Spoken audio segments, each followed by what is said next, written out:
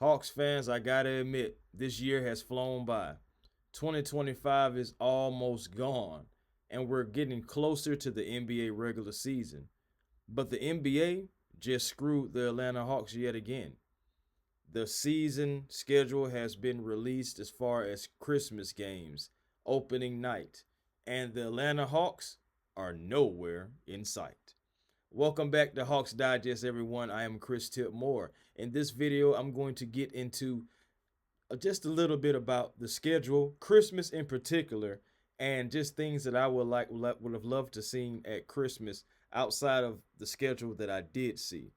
But this is going to be particularly around the Atlanta Hawks. Also, have a little Trae Young news as well that I want to combine into one big video for you guys.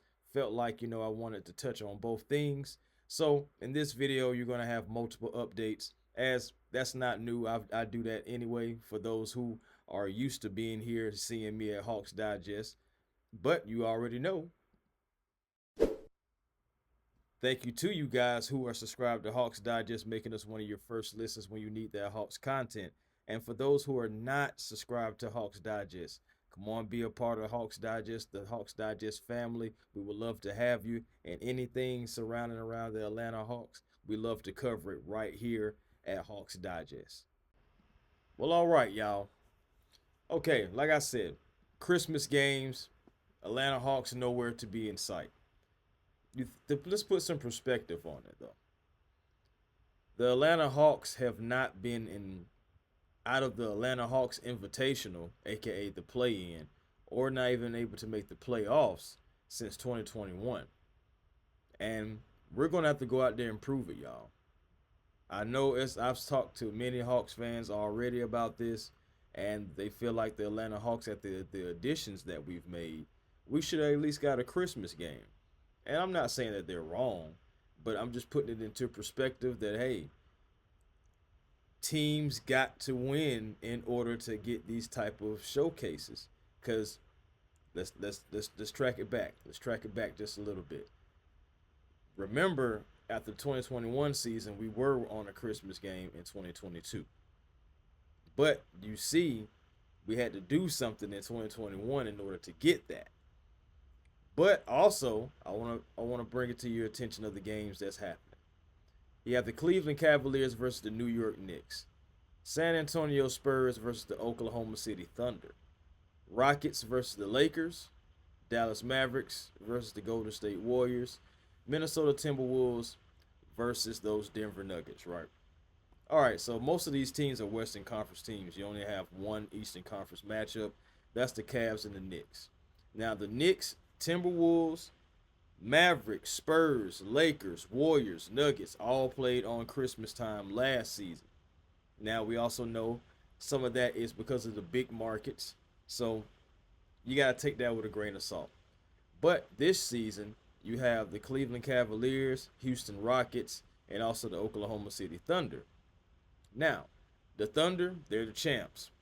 That's kind of cut and dry, right? The Cavs, they were the number one seed, a surprise of last season. Not a lot of people seen the Cavs having as great of a season as they did. So now they're bringing them back, rewarding them, saying, hey, we're going to put you on Christmas for the season that you had. Now, the Houston Rockets, that's an interesting case. Even though they made moves this offseason just like the Atlanta Hawks, right? The only thing is the Houston Rockets were at least a playoff team, like officially. And they were a high seed. So you got to take that in consideration as well. Do I like it? Nah, I don't like it. Of course, I feel like my Atlanta Hawks should be on Christmas, especially with the moves that they've made. They have a better team. This is like the best team that we've seen be around Trey Young since 2021. So I definitely understand where Hawks fans are coming from with that. But let me give you three matchups that I would have loved to see instead of, let's say, the Knicks and the Cavs. The Hawks versus the Pistons. Now, you got the Pistons, who are on the rise. They had a somewhat of a surprise season last year. They went up there, went to the playoffs. They got bounced out, but they have a great young team right now. Cade Cunningham, he's going to be a star in this league. some people already consider him a star. He's definitely going to make multiple All Stars, etc. As long as he stays healthy. Of course, they got Karis LeVert over there now. They've made some moves. This is a team that is ready to try to see if they can come back and, you know what I'm saying, do their thing once again like they just did in 2024. The Atlanta Hawks, self-explanatory. The Atlanta Hawks made so many moves in the offseason, and you can get Trae Young back on to Christmas, having his first Christmas game against the Detroit Pistons. It could have been Cade Cunningham first Christmas game, and you could have been displaying two young teams going at it, you know, on Christmas. Two teams that are on the rise going at it on Christmas. I feel like that would have been a very entertaining matchup, seeing that, and I feel like it showcases the city of Detroit and the Pistons and their team, as well as the Atlanta Hawks and our team. So that's one. That could be considered like three for me. Number two, Hawks versus Lakers. Now I know, Hawks fans, no chance. Vince McMahon, no chance in hell that we would get this right. But think about it and walk with me on this on Christmas Day. Trae Young, Luka Doncic, LeBron James, Jalen Johnson. They did some renovations a little bit to their crew. We definitely did renovations and revamping our crew. I feel like that could have been some box office stuff right there. Trae Young and Luka, they've been linked since 2018. They're going to continue to be linked really as long as they play basketball.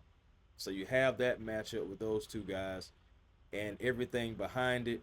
LeBron, Jalen Johnson. Jalen Johnson is LeBron-esque. Of course, you know, he's worked out with LeBron before, trying to get his game together as well. So you have all those different things. You have some guys that are used to each other. Nickeil Alexander-Walker. You have my guy Kristaps Porzingis out there. You would have some star power. That's basically my point. And that could have been a good matchup, something that no one would ever have been seeing. You're gonna have the big market matchup, but to have a surprise team, but a better team, at least on paper, as the Atlanta Hawks coming in, either going to you could have sent them to LA. We would have played in LA, or if you wanted to bring them to the A, we would have took that too. But either way it go, I would have loved to see that matchup, especially Luka with his new team. See how he's acclimated now after, you know, playing at least a half of a season after the All-Star break with him. Last matchup, and y'all probably already know, Hawks versus Knicks. We were robbed of the matchup via COVID and just taking precautionary measures with that Trae Young's his health, half of our team, they were going through some things. So we didn't get the matchup. And remember, Trae Young also had some special edition Trae Young ones that he was going to wear, a Christmas edition. For those who have a pair, salute to you, because I know I do as well. But he never even got a chance to even wear those shoes on Christmas Day. Never got his shot at a Christmas game. And this also, like I said, no matter who we would have played, it would have been Trae Young's first Christmas game. We already know since 2021, it's been a big rivalry. Let me not dumb it down. It's been a huge rivalry between the Hawks and the Knicks. A lot of jaw jacking. Hawks fans, we just be chilling, but those Knicks fans, Trae Young lives in their head rent free. So at the end of the day, man, these are my matchups that I feel like I would have loved to see outside of the Knicks and the Cavs. But I do understand why the Cavs got it. They deserved it. They were the number one seed. And if we can have a great season this year, move on to the playoffs, get out of that play-in stuff, that Hawks Invitational mess, and get actually to the playoffs and do some numbers, I believe that the Hawks could be considered, especially if we're one of the top 4 teams, maybe even top 3. I believe the Hawks would be considered for a Christmas game the following year. That's kind of like the pattern on where it goes. Depends on what you do the previous year, depending on how much we'll showcase you the following year. So that's my thoughts about that. Now, let me move into my next thing, and that is about Trey Young's contract extension. I know I've been talking about this. Walter's been talking about this. We've been giving it to you till you're blue in the face. But there is an article out about the San Antonio Spurs and linking it to the Atlanta Hawks. And there's a report out that the San Antonio Spurs just helped screwed over the Atlanta Hawks as well. Like I said, the Hawks just got screwed all the way around in this video. So apparently, with DeAaron Fox signing that contract that he signed, that 4-year, $229 million max, there are reporters, writers, and people who just feel like, I mean, we've already covered a lot of it, guys who feel like Trey Young is not either worth it or it doesn't make sense for him to do for the Hawks to give him that max extension, or say it's a chance that he could just play it all the way out and sees what happens in the end. Let's put a little bit more perspective on it. Trey Young already was eligible for that, and he's been with the Atlanta Hawks. DeAaron Fox, new team. Luka Doncic, new team. They got extensions. $229 million for DeAaron Fox. That's a nice price. But you think about it, the Spurs also have the money to be able to do that, the salary cap to be able to do that, outright. Now, I am one that feels like Trey Young deserves more money than DeAaron Fox. And with this whole report, reporters are basically saying the fact that DeAaron Fox is getting this 229, what the writers are saying without saying it is Trey Young technically deserves more. And because DeAaron got what Trey Young was eligible to get now the price tag is going to go up for Trey Young.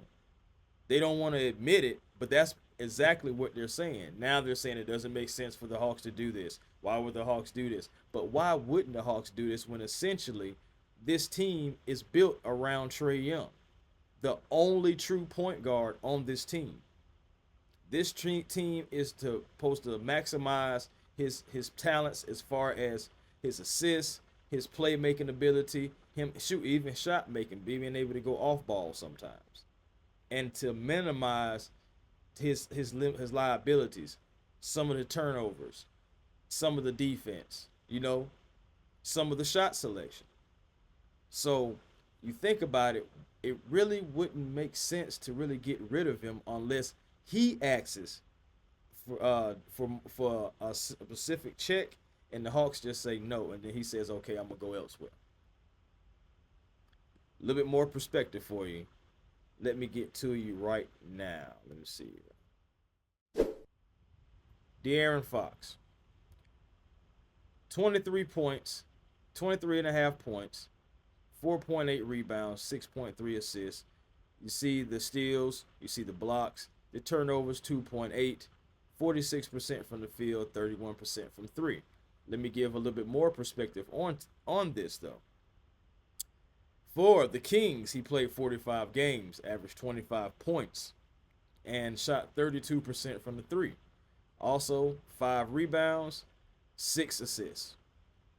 17 games for the Spurs. Now, of course, he's dealing with Wemby, dealing with other teammates, trying to get acclimated. I get it. But still, 19.7 points, shooting 44% from the field, because he was shooting 46% from the field with the Kings. 27.4% from three, only 4 rebounds, 6.8 assists. So, of course, that went up, but of course he has Wemby. So, 1.5 steals with the Kings and with the Spurs. So, you have those numbers right there. That's why I just wanted to go ahead and just bring that to your attention because it was split. But also, you have Trey Young's numbers. 24.2. 3.1 on the rebounds. 11.6 assists. You see the blocks. You see the steals. You also see the turnovers, 4.7. You see the fouls. Also 41% from the field, 34% from three. Now, the three-point percentage is higher than DeAaron Fox. The field goal is a little lower than DeAaron Fox. The eye-popping things between the two of these players is the turnovers. Trey averaging almost 5, DeAaron averaging almost 3. But also, a huge difference is the assists. With DeAaron not being halfway to Trey Young, 11.6 for Trey Young, and as I just showed you, 6.3 for DeAaron Fox. The point totals at one point in time, Trey Young was averaging almost 25 points, and that was consistent for the most of the entire year. Toward the end of the season, that's when he dropped down to 24.2. But regardless, still averaged more points than DeAaron Fox, and more assists than DeAaron Fox, and more turnovers. But you think about it, he has more ball usage than DeAaron Fox as well. Even with the fouls per game, I mean, if you can take that with a grain of salt, however you want to, 1.9 for Trey, almost 2 fouls, and nearly 3 fouls for DeAaron Fox, for those who care about that. But my point is, Trey Young actually does have an argument to say, hey, man, my numbers are better than his. My numbers have been more consistent than his. And, yeah, I'm going to try to go for a max deal. The Atlanta Hawks do not have to say yes to that max deal. But I also wonder, if you don't give it to Trey Young, a guy that you drafted, a guy that's been here the entire time, when do you pay somebody? When do you pay a guy who's been here? Because we've already paid Jalen Johnson. I think we should pay Dyson Daniels. When are we going to spend the money? Just makes you wonder. But those are my thoughts, Hawks fans. Don't want to keep you too much longer going on and on. But DeAaron Fox, 229. What do you guys think? Has it really put like a hindrance on the Atlanta Hawks and their thought process as far as giving Trey Young his deal? He hasn't been offered a deal yet. Should he just play it out? Should we just wait it out? Y'all let me know in the comments. Peace and blessings to you all, and to you all,